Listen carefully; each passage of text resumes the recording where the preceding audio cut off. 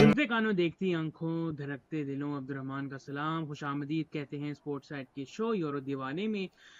Euro cup का मरहला semifinals तक पहुंच चुका है। 4 टीमें कंफर्म हो चुकी हैं सेमीफाइनल्स के लिए।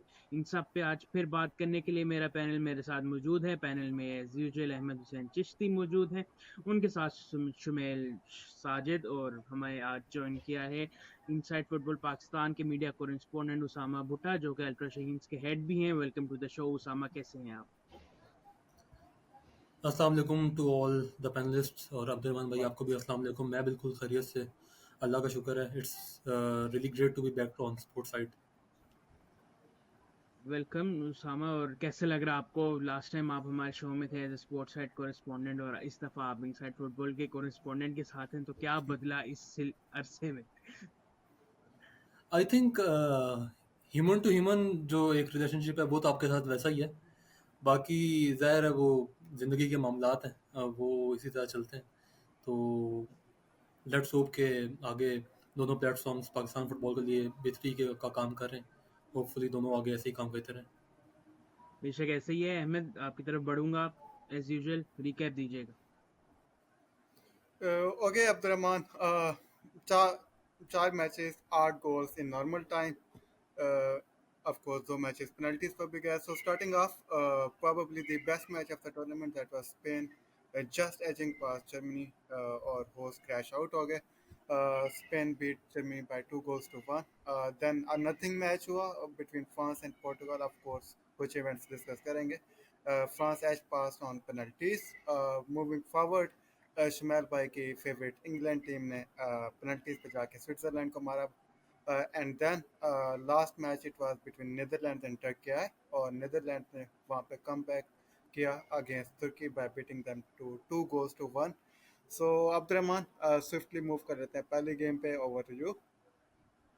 या पहला मैच स्पेन वर्सेस जर्मनी, और स्पेन जो कि if I am not wrong Ahmad, आपकी प्रेडिक्शंस भी थी कि स्पेन जीतेगी।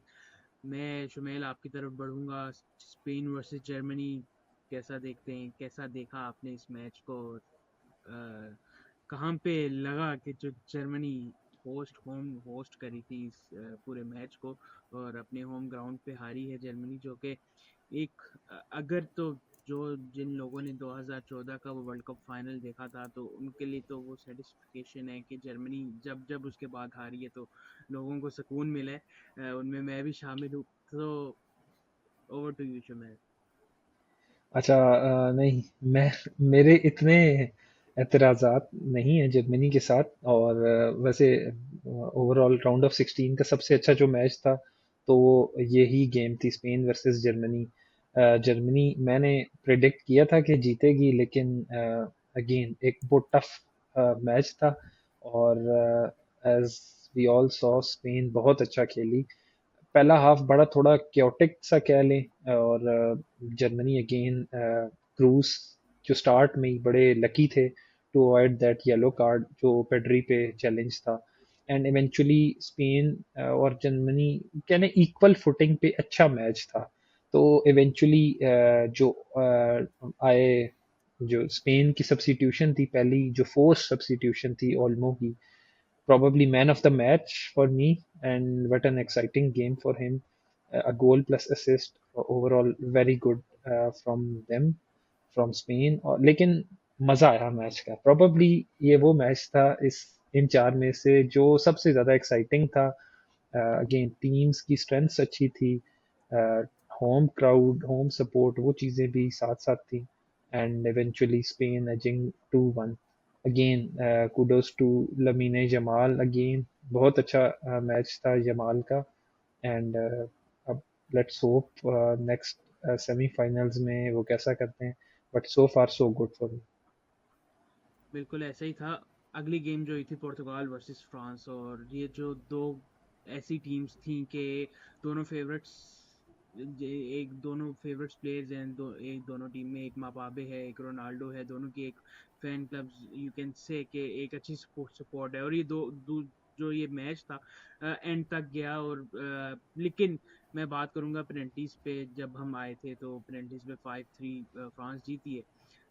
उसामा भाई, आपसे मैं इस पे आपका ओवरव्यू लेना चाहूंगा, क्योंकि जब हमने पेनल्टीज पे मैच देखा तो जो बॉडी लैंग्वेज थी पुर्तगाल की, वो आपको नहीं लगता कि थोड़ी सी उस हमें जैसे हम पेनल्टी से पहले ही ऐसा लग रहा था कि फ्रांस यहाँ पे जीत चुकी है, अगर हम उनकी बॉडी लैंग्वेज पे जाएं, क्योंकि जिस तरीके से पेनल्टी शूट आउट हुए, रोनाल्डो का जो पहला गोल था उसके बाद हमें जितने भी गोल्स स्कोर करने के लिए, पेनल्टी स्कोर करने के लिए जितने भी पुर्तगाल के प्लेयर्स आए, हमें उस तरह से कॉन्फिडेंट नहीं दिखे।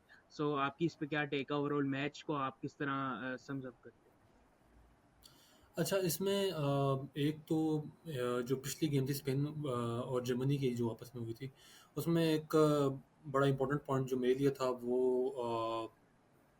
टोनी क्रूज था, क्योंकि उसका वो आखिरी मैच था और I think he has retired from professional football. तो कुडोज टू हिम। मेरी नज़र में तो, हालांकि मैं ना मैड्रिड फ़ैन हूँ ना मैं बैन फ़ैन हूँ, लेकिन मैंने one of the most mesmerising midfield players में से मैंने उसको देखा है। कंप्लीट और मिडफील्डर। कमाल का प्लेयर, कमाल का प्लेयर, ऑसम।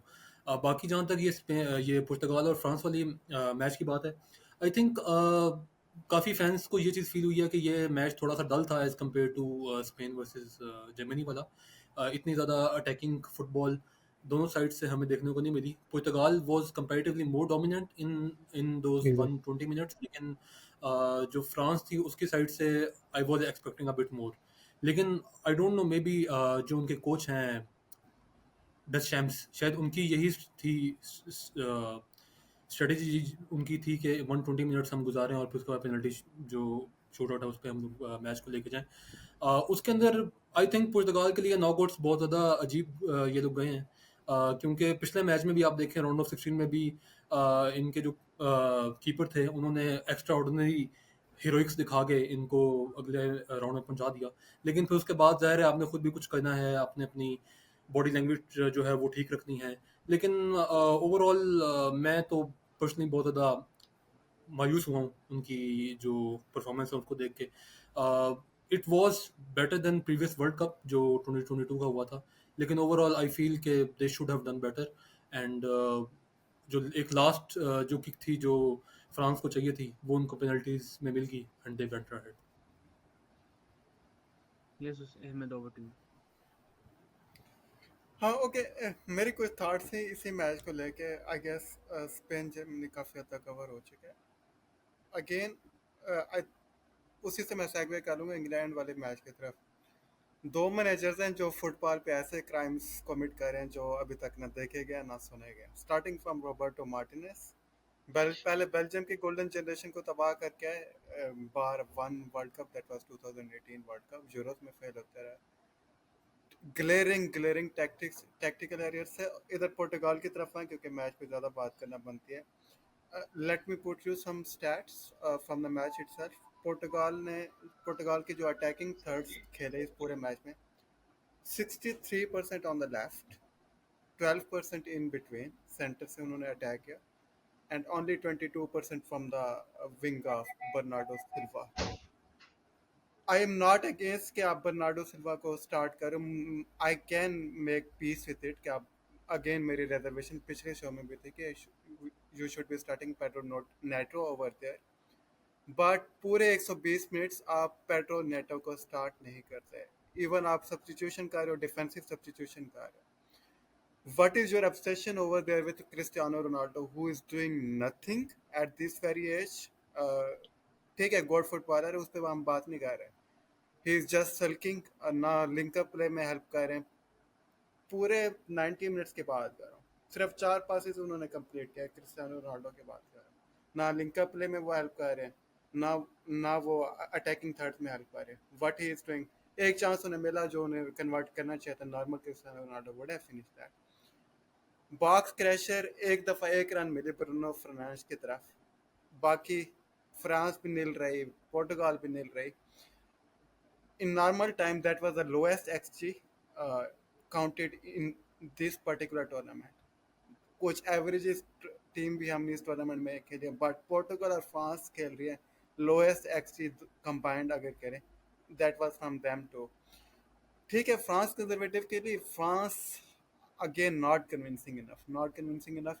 इसी से सेगवे कर रहे थे इंग्लैंड की तरफ। ठीक है, थोड़ा सा आपको उनकी परफॉर्मेंसेस बेटर लगी, pressing structure was far more better I would say, but still there are glaring issues. तो शुमैल भाई आपकी तरफ पहले आता हूँ, उसामा भाई फिर आप टच ऑन कर लीजिएगा। अगेन आई थिंक इंग्लैंड को थोड़ा सा एज मिलता है फर्स्ट हाफ में परफॉर्मेंस की बेस पे। They were far more structured in their pressure triggers. Final third again lag था। Harry Kane is not providing them anything at the moment. Even Toney, ठीक है अभी शायद वो स्टार्ट ना भी करें अगले मैच में, but even Tony is can do anything better than, चाहे वो उनका लिंकअप प्ले है, चाहे उनके शूट आउट्स हैं, चाहे उनकी शूटिंग रेंज है, and even his aerial power as well. But shout out to few players I wanna give. फिर शुमाल भाई आपकी तरफ माइक थ्रो करता हूँ। एर्जी कौनसा डेप्यूटी किया उन्होंने मार्गियोई की जगह। नॉट लाइक आप इतने बड़े मैच में आपको थ्रोइंग किया जाता है, you are too young as well.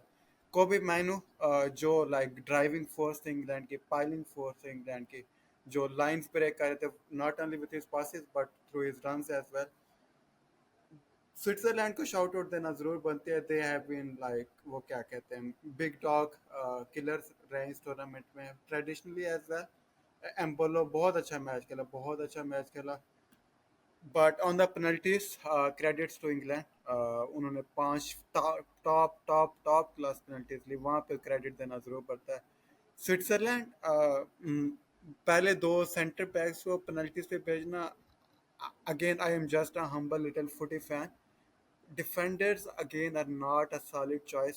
एक defender okay, I can make peace with it. Manuel Akanji Manchester City की तरफ से भी लेते रहते हैं, सिट्स नेशन की तरफ से। पिछला जो नेशंस लीग हुई थी उसमें भी उन्होंने एक बहुत अच्छी पेनल्टी स्लॉट की थी, but back to back CBs की ये स्ट्रेटेजी, आल दो दूसरे सीबी ने आके गोल कर दिया, बट स्ट्रेटेजी की बात करूँ वो थोड़ी मुझे ऑफ लगी। But shout out to England penalty kick takers and my Liverpool boy Trent Alexander Arnold. क्या वाइब्स बनी, ओए होए मजा आ गया। सो शुमैल भाई, what are your thoughts over that match? अच्छा, इंग्लैंड वाले मैच में तो मेरी, क्योंकि पिछले वाले एपिसोड में भी मैंने कहा था कि I do see them progressing against Switzerland. Unlucky, unlucky तो नहीं कहूँगा, उनके पास एक बहुत बड़ा पूल है टैलेंट का। और साउथ गेट, जिस तरह आपने बताया ना, Southgate has been unable to, जिसे कहते हैं ना कि चैनलाइज दैट टैलेंट। तो लेकिन स्टिल जितनी क्वालिटी उनकी थी इंग्लैंड की, I still saw them going through to the next round, और वही हुआ डिस्पाइट कंसीडिंग अ गोल। उसके बाद वो वापस आए। एक जो अच्छी चीज लगी जिसकी वजह से इंग्लैंड प्रोबेबली कुछ बेहतर खेल रहा था, वो था चेंज ऑफ फॉर्मेशन और चेंज ऑफ जो उनका टेक्टिकल सेटअप था। अब जिस तरह हम पिछले मैचेस में देख रहे थे कि फोर्डन इंटायरली लेफ्ट विंग, और वो ट्रिपियर, और वो एक कॉम्बिनेशन जो फोर्डन की इफेक्टिवनेस थी वो नहीं आ रही थी। लेकिन विद 5-3 इन द बैक और 3-5-2 से हम कहें, तो उसमें कुछ कदरे बेहतर, शुमैल भाई कुछ तो नहीं, डिस्कनेक्टेड। काफी सारा बेहतर फोर्डन का काफी सारा जिसे कहते हैं ना कि इफेक्ट नजर आया आपको। एंड इवेंचुअली इंग्लैंड ने ड्रॉ किया अगेन, लैक लस्टर परफॉर्मेंस। और लेकिन इवेंचुअली यही चीज है कि आप रिजल्ट्स ग्राइंड कर रहे हैं। सिमिलर सिचुएशन थी पोर्चुगल के साथ 2016 के यूरो में, और जिसमें कोई परफॉर्मेंस जिसे कहते हैं नोटेबल परफॉर्मेंस नहीं थी पोर्चुगल की, लेकिन still they ended up winning that competition. तो अब जिस स्टेज पे हम आ चुके हैं, यूरो के सेमीफाइनल्स 2 गेम्स हैं, तो इधर प्रोबेबली टैक्टिक्स इस तरह बहुत मैटर नहीं करेंगे 19-20 के अलावा। मैं ये नहीं कह रहा कि बिल्कुल टैक्टिक्स नहीं होंगे, लेकिन ये जो भी सेमीफाइनल्स में टीम है, प्रोबेबली 19-20 का फर्क होगा। अब फ्रांस के साथ इंग्लैंड का नेक्स्ट जिस तरह सेमीफाइनल है, फ्रांस ने अभी तक कोई ओपन गोल नहीं किया। उनके ओन गोल्स थे, फिर एक पेनल्टी पे एम्बापे का था, एंड इवेंचुअली वो भी सेमीफाइनल में आ गए। तो बड़ा इंटरेस्टिंग होगा कि क्या बनता है। बाकी पेनल्टीज इज प्योरली, मैं तो कहूँगा आजकल की गेम में is a lot about tactics and आपकी गोल कीपर का होमवर्क, और जो इवेंचुअली हमने सोशल मीडिया पोस्ट पे देखा भी कि जो पेनल्टी सेव भी की उसने पिकफोर्ड ने, वो भी उसने जो एज पर वो एक आजकल वो बॉटल वाला सीन है, हर पेनल्टी के बाद वो बॉटल आ जाती है, तो उसके हिसाब से था तो लेकिन फिर भी आप पेनल्टीज पे हम is purely can a luck be tactics somehow, लेकिन England progressing, which was what I predicted, and मैं still अभी अगले मैच में भी I still see England winning the semi-final. मेरी शर्ट पे ना जाइएगा, this is just part of my collection, तो मैं इसलिए आज मौके की मुनासबत से बाकी भी पड़ी थी टीम्स तो मैंने ये पहन दी, लेकिन स्टिल क्योंकि मैं इंग्लैंड फुटबॉल को काफ़ी फॉलो करता रहा हूँ, तो I still see them going through and against France also, and again ये सारे मैचेस जितने भी थे क्वार्टर फाइनल्स के, दे वर टाइटली कॉन्टेस्टेड, कोई हाई स्कोरिंग बहुत मैच नहीं था, तो it's good to have England finally in the semifinal getting their bloom back.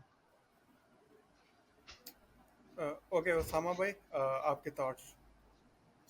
यार अच्छा, इसमें कुछ चीज़ें हैं। सबसे पहले तो आई थिंक इंग्लैंड का हॉलैंड के साथ है सेमीफाइनल, और फ्रांस का स्पेन के साथ है, इफ़ आई एम नॉट या रॉन्ग। ऐसा ही है ना? अच्छा।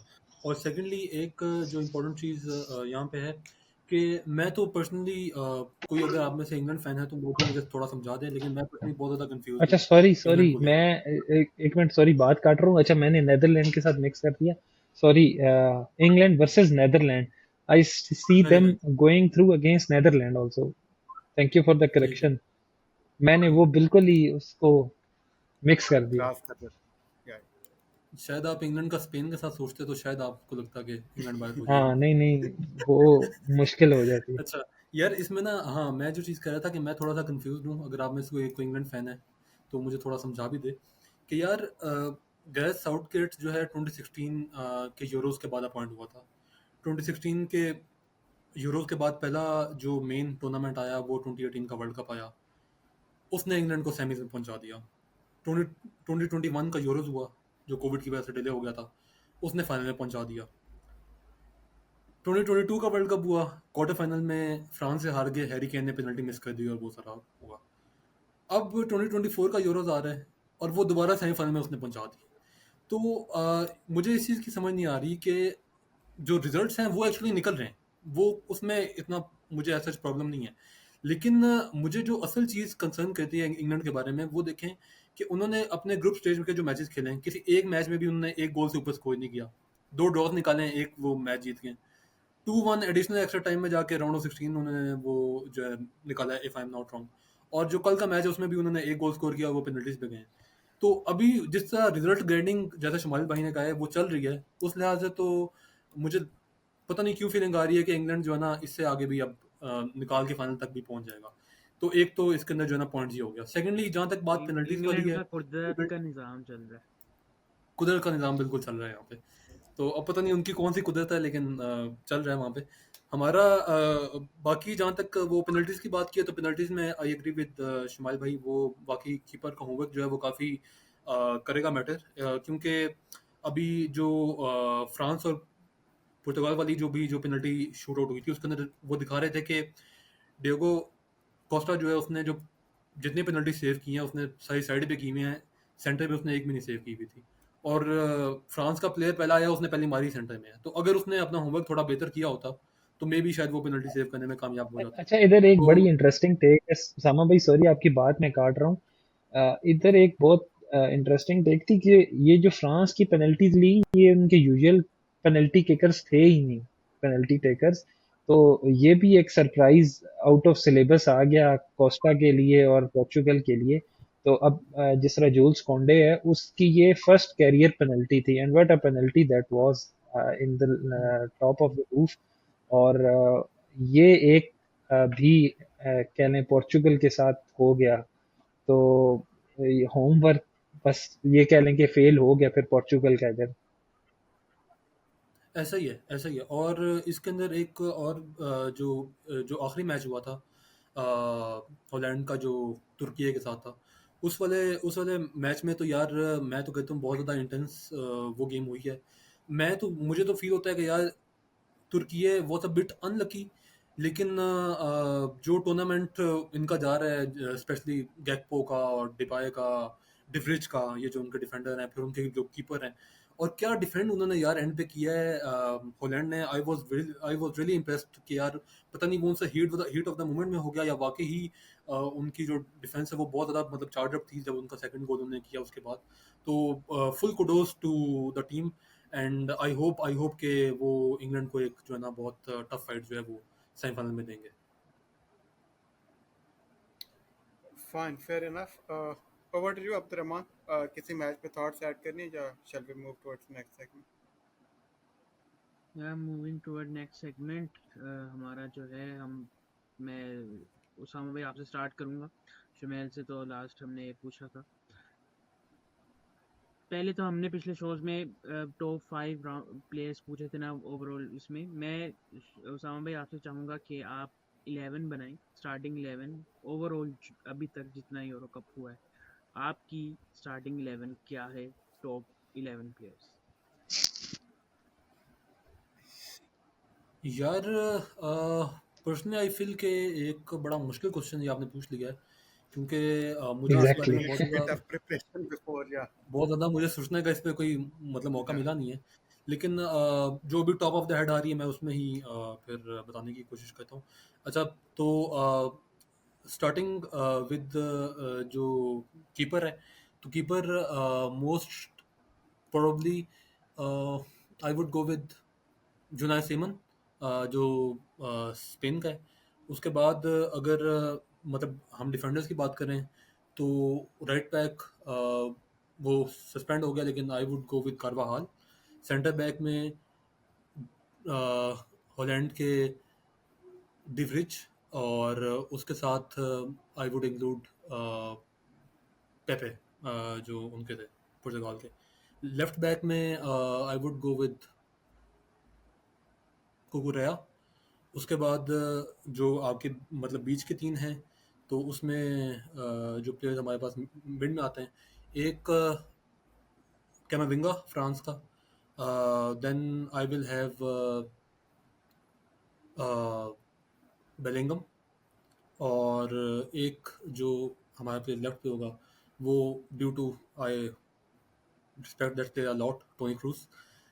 फिर आगे जो हमारे फॉरवर्ड थे यहाँ उसमें राइट पे आई वुड गो विद साका ने जो बिल्कुल अभी एक बड़ा ट्रेडमार्क गोल जो पिछले मैच में किया है, अब वो उसका ट्रेडमार्क गोल है, बिल्कुल राइट विंग से अंदर आना और वो सारा। लेफ्ट पे I would most probably go with Gakpo, और striker I would go with Harry Kane. Striker आप हैरी केन के साथ जा रहे हैं, तो आपका इस टीम का कैप्टन कौन होगा? क्योंकि ट्रॉफी तो इसे मिलेगी नहीं इस टीम को। यार इस टीम का कैप्टनसी फुटबॉल में, इट हाँ doesn't it matter in matters. Football, लेकिन या एक हम हाँ लेकिन मतलब एक ऑनरेडी तौर पे most probably I would go with Cruz. Alright, moving toward next segment, आपका semifinal overall best goal of the tournament क्या? यार अच्छा, साका वाला गोल प्रोबेबली। मुझे उसके अलावा और कौन सा गोल, अब साका वाला प्रोबेबली इक्वलाइजर जो था हाँ, 1-1 वाला, वो होगा मेरे लिए। एक गोल मैं पुट करना चाहता हूँ इस पर्टिकुलर राउंड का। अगर उसामा भाई पहले जाना चाहते तो उसामा भाई फील फ्री, अदरवाइज मैं गोल पुट करना चाहता बता दें अहमद भाई, बता दें। हूँ। या साका वाला ऑफ कोर्स सबका ये ऑब्वियस चॉइस बन चुकी है after like the moment it was, the quality of the goal it was. But जो टेक्निकली मुझे बहुत अच्छा गोल लगा वो नीदरलैंड्स का दूसरा गोल था।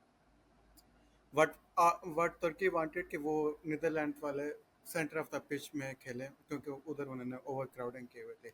दे सक them into the centre of the pitch on the right wing. उन्होंने ओवरलोड क्रिएट किया थ्रू द डेंजल डम फेस, जो तब तक बिल्कुल न्यूट्रलाइज किया होता तुर्की ने। One moment of intelligence from Memphis Depay, जो लाइन ब्रेकिंग पास टुवर्ड्स विंग किया, टीजिंग बॉल इन जो इन टू आउट जाती है towards the wing. And Gakpo was brave कि उन्होंने खुद को न्यूसेंस बनाया, बॉडी लाइन पुश करना it is too hard, but ये स्ट्राइकर्स की जॉब है.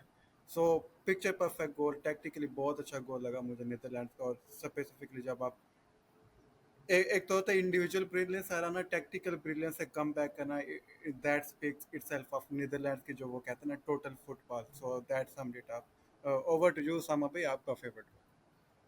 यार गोल तो ऑफ कोर्स साका वाला ही है, लेकिन आई थिंक जिस गोल का जिक्र अहमद ने किया, आई थिंक मोस्ट प्रोबब्ली जो मुझे मैंने हाइलाइट्स में भी देखा है बाद में, I think that was N own goal. मुझे कंफर्म नहीं कि वो उस पर टच जैकोब को ऑन का गोल था। हल्का सा हुआ. तो आई थिंक वो ऑन गोल था, लेकिन उसके बावजूद आई थिंक एक बहुत अच्छा था सेटअप. इवन तुर्किये का जो गोल था जो उन्होंने स्कोर वो किया, आई थिंक वो भी मुझे बहुत अच्छा लगा था. वो जो फार फार कॉर्नर में जो क्रॉस गया था, कीपर के पास कोई चांस ही नहीं था कि वो जो ना उसको रोकता, और बिल्कुल कमाल का हेड अंदर, और एक वो जो ना सिंपल गोल था. और स्पेन का पहला गोल भी बहुत बहुत ज्यादा अच्छा था, यार लमीन जमाल के ओल्मो वाला असिस्ट बहुत अच्छा और गोल था, दैट लेकिन फिर बहुत वही बहुत. अगेन वही अगेन बात आ जाती है कि साका इस या एटलीस्ट राउंड असल में गोल भी कम हुए ना, टोटल कितने 8 गोल हुए, जिनमें से अब फिर आपको एक विनर चूज करना भी बड़ा आसान हो जाता है क्योंकि गोल ही कम स्कोर हुए हैं, और उनमें एक अच्छा साका वाला काफी अच्छा था। एग्जैक्टली ऐसा ही है.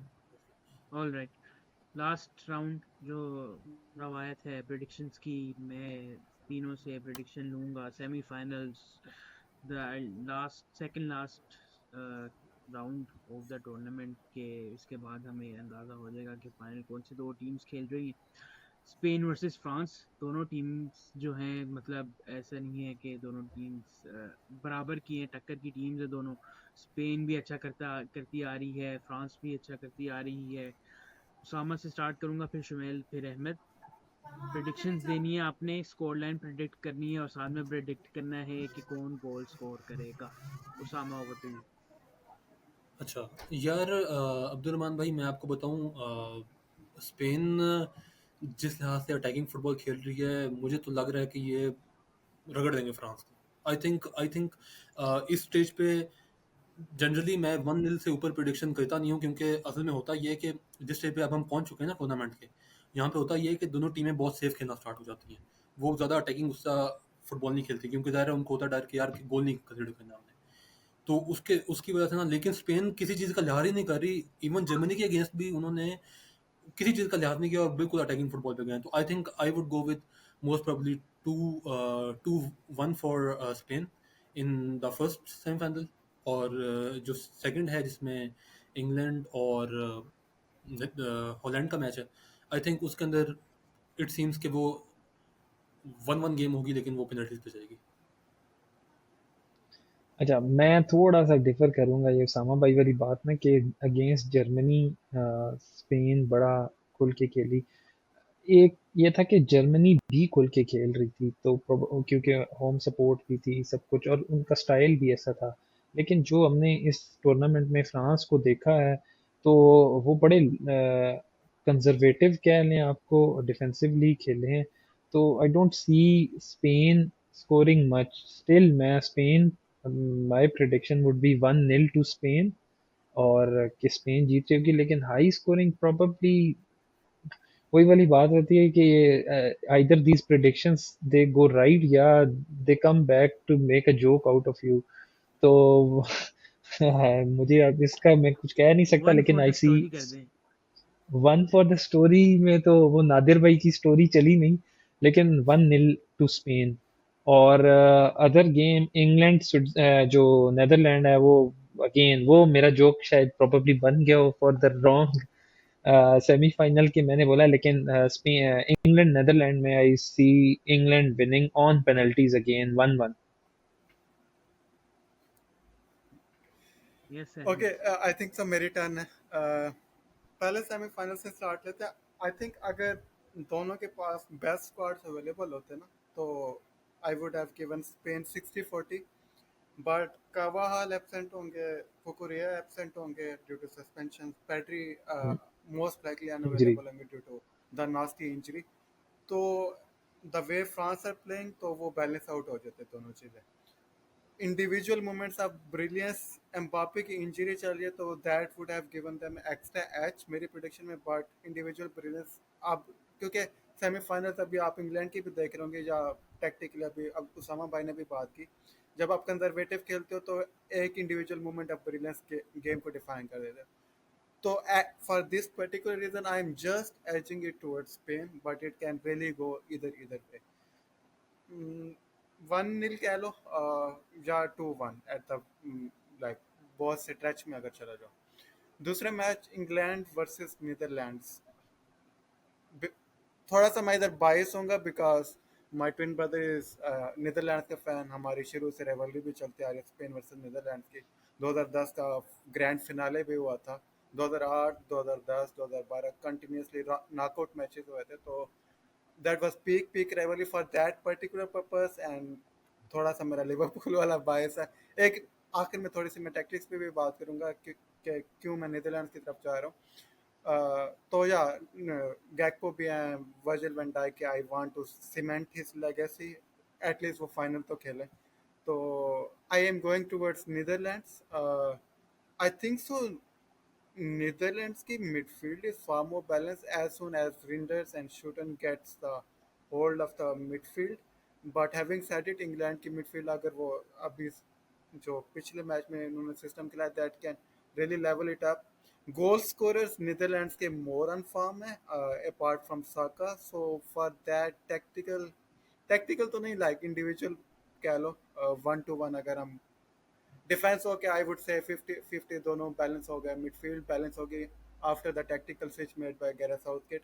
अटैक में थोड़ी प्रोग्रेस नीदरलैंड के पास एट द मोमेंट ज़्यादा. तो फॉर दैट पर्टिकुलर थिंग और ऑफ कोर्स मेरा बायस थोड़ा सा ज़्यादा है तो I am going with Netherlands 2, England 1. And Cody थोड़ा गैक्पो सा 22 नहीं है, अगेन मैं काफी रिंडर्स के सारा है. Such an underrated tournament he is having. नहीं नहीं, ये थोड़ा चलें. सा गैक्पो के लिए 22 नहीं, काफी सारा हो गया है. तो अभी तो प्रोबेबली हमारे जितने लोग देख रहे हैं उन्हें भी पता चल गया कि अहमद भाई लिवरपूल फैन, और गैक्पो के लिए ना वो उनकी दुआएं सारी चल रही हैं कि गैक्पो किसी तरह जीते. हाँ एक्चुअली शमैल एक बात जो आप थोड़ा सा डाइग्रेस हो रहे हैं.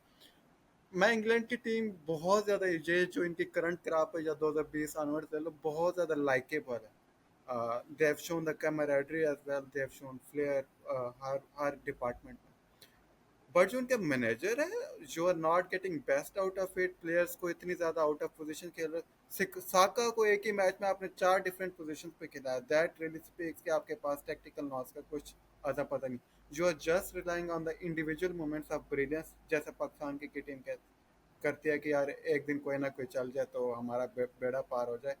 For that particular thing they are like, मैं उन्होंने मुझे हेटर बना लिया इंग्लैंड फुटबॉल टीम का. But I do but I like चलें ठीक. Jude Bellingham, I like Trent Alexander-Arnold, of hate course. ठीक रहेगा. Yeah. हाँ बस वही पहले शो में जब शेयान से बात हुई थी तब भी मैंने यही कहा था कि क्रिकेट में पाकिस्तान टीम है और फुटबॉल में इंग्लैंड टीम है, कि दोनों कोशिश करते हैं कि भाई दूसरा हमें जिता दे तो ठीक है, हम खुद नहीं जीतेंगे. इसी पे एंड करते हैं. शुमेल का डिस्कनेक्ट भी हो गया है. सो आप सबका बहुत बहुत शुक्रिया ट्यून इन करने इंग्लैंड का भी का. डिस्कनेक्ट समझो. इंग्लैंड का डिस्कनेक्ट नहीं होता. मैं अपनी प्रिडिक्शन यहाँ पे दे देता हूँ. पिछले शोज में मैं अपनी नहीं देता था. इंग्लैंड वर्सेस फ्रांस का फाइनल होगा और इंग्लैंड इस दफा जीतेगी. इंग्लैंड अब Good मेरी jinxing, Abdurrahman, good jinxing.